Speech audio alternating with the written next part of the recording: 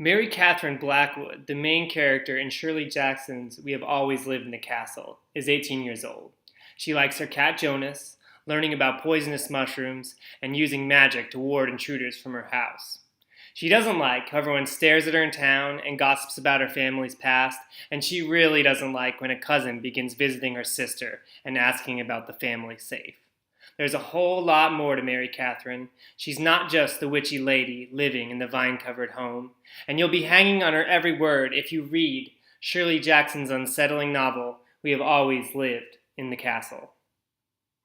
In The Children of Green No by L.M. Boston, you'll get to know Toseland. You can call him Tolly. He's vacationing from boarding school at his great-grandmother's in an old manor house called Green No. While you may think he's going to be just as lonely in that large house as he is at boarding school, things turn around for him when he discovers other children in the house and its strange and surprising grounds. Siblings that may be visiting him from the distant past. So, if you like the idea of wandering around a house full of mystery, wonder, and the promise of adventure, check out The Children of Green No by L.M. Boston.